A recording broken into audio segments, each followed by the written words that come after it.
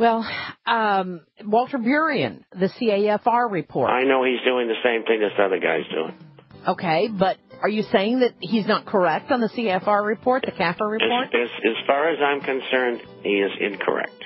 Really? These are monies that are used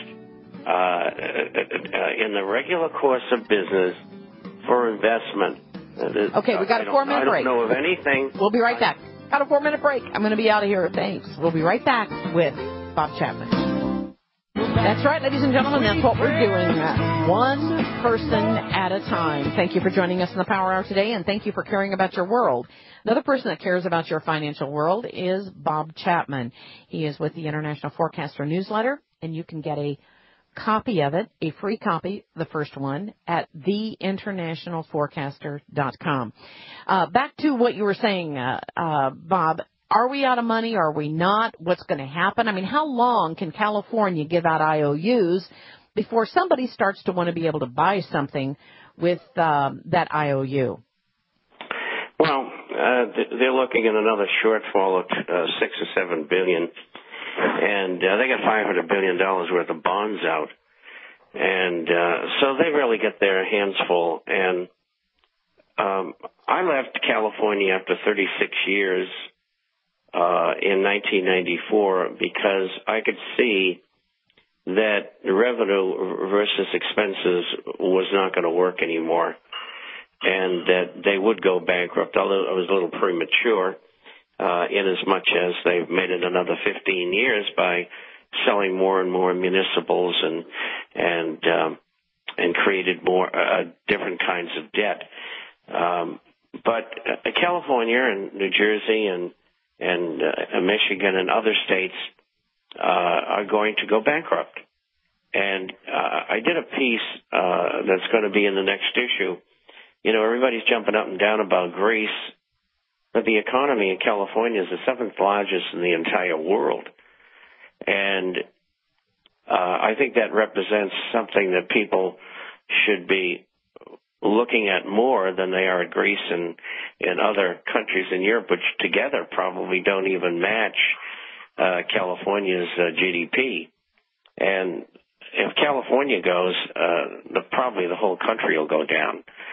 Okay, wait a minute. When you say go down, what do you mean the whole country will go down? Become financially insolvent from a state, county, city, town perspective. Okay, but when you say go down and become insolvent... Go down means insolvency. All right, but tell me what insolvency looks like. How's it going to appear any differently? Or what's going to happen differently? What is it going to feel like to be insolvent? Well, they'll have to put themselves into a bankruptcy chapter. And I'm sure very quickly, perhaps within a month or two, their legal status will be clear, and people who own municipals won't get paid. They'll be worthless. Or perhaps they'll make some sort of a deal, well, let's write off 2/3 of it, and we'll pay 1/3 of it sometime in the future.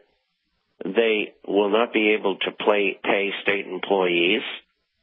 The funds going to the different pension plans will stop. The amount of money going out from the pensions plans could stop. I can't answer all of the questions. I'm just winging it, so to speak.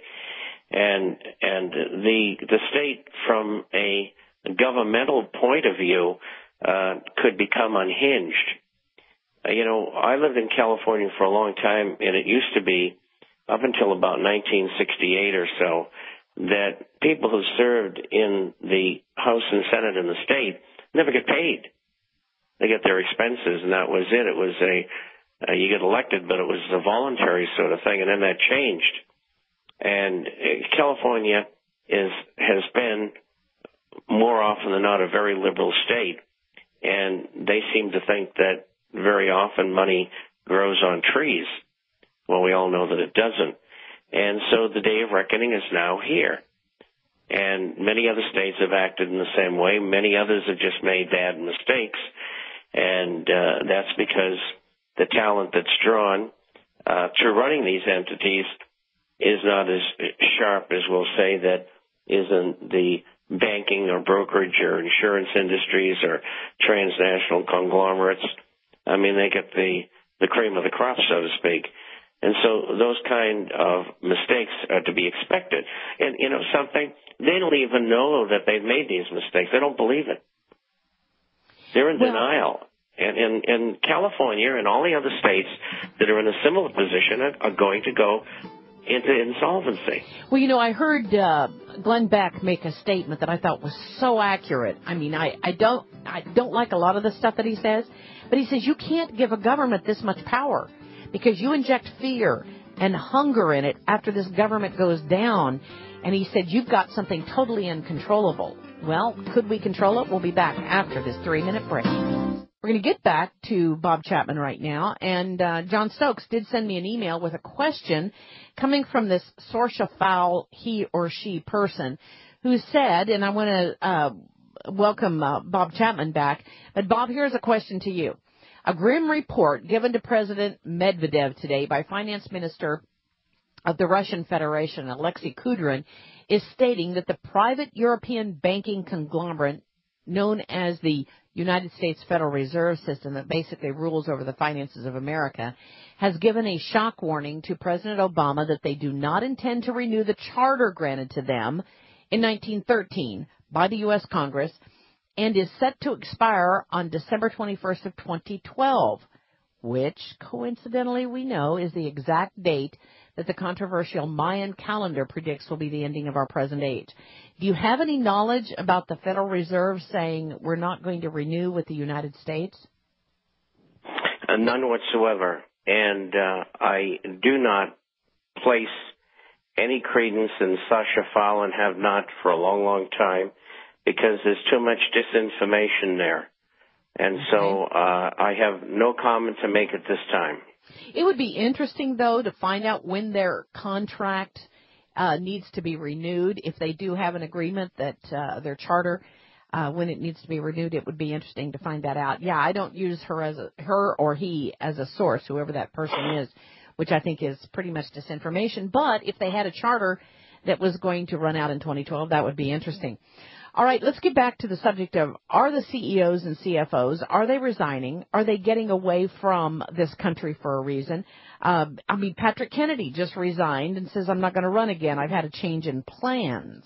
Now, what does all this mean? Well, I think that they, in the positions that they're in, dare not talk about it, but I think they realize that the system is being taken down deliberately.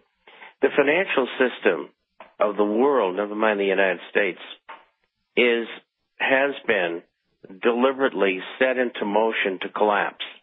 It is in a state of collapse presently. It's at the beginnings or maybe 20 or 30% of the way into it. And I don't know when the plug is going to be pulled, so to speak. I look forward over the next 2 years of major devaluations among currencies, defaulting, and that's what I think Greece is all about, which I explained earlier in the program. And it's a bringing down of all the sovereign countries into a situation where they have to have meetings in order to decide what they're going to do. And they know what they've been doing to continue the system in the state that it has been is not going to work. It's never worked historically by pouring money and credit into the system and hoping that somehow you're going to come out the other end and you're going to be okay.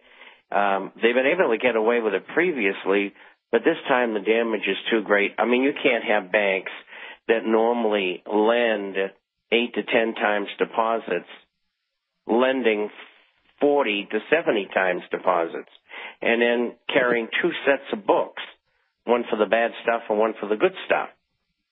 And you hear all these platitudes coming out of the Federal Reserve and Wall Street and banking and our government, and it's to continue the system, I think, to loot it to its ultimate degree and then let it fall. And it's not only America, it's the entire world.